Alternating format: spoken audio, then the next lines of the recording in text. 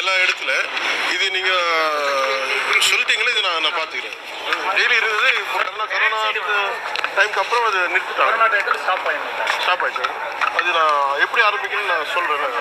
RTC சேர்ந்து நான் சொல்லிட்டு அதே மாதிரி பழனி டு திருப்பதி ட்ரெயின் வந்து ஸ்பெஷலாக இன்டர்சிட்டி மாதிரி ஏதாவது விட வாய்ப்பு இருக்குமா? நீங்கள் சென்ட்ரல் கவர்மெண்ட்டில் பேசி கண்டிப்பாக அது மது ஆனந்த் இதெல்லாம் பார்த்தீங்க கேட்டு எழுதிக்க இதெல்லாம் இதுக்கப்புறம் நான் கண்டிப்பாக நான் பேசுகிறேன் சார்.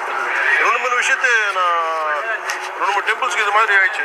அடுத்து மகாராஷ்டிராவில் கூட அதே நான் ரெக்வெஸ்ட் பண்ணேன். ஒரு ஆரம்பிக்க போகிறேன்னு சொன்னாங்க.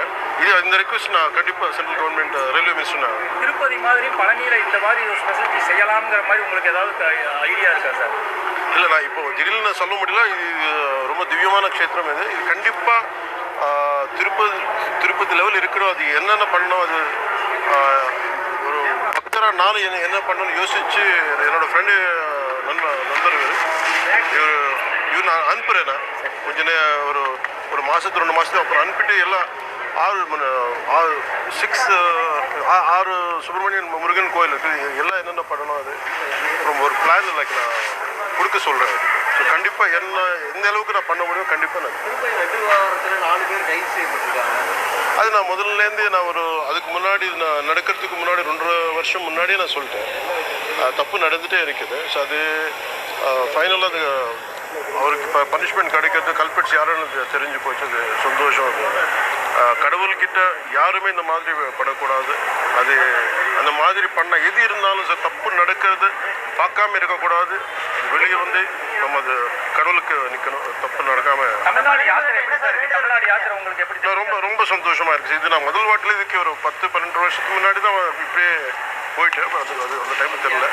பட் இது ரொம்ப சந்தோஷமாக இருக்குது. இது தேசத்துக்கு நான் தமிழ்நாட்டுக்கு நல்லது நடக்குது.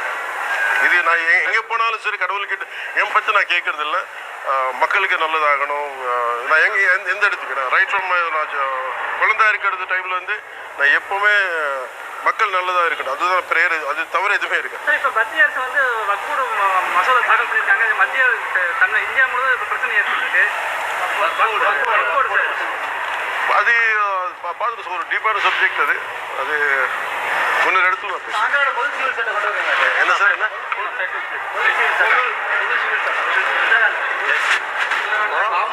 Common civil okay please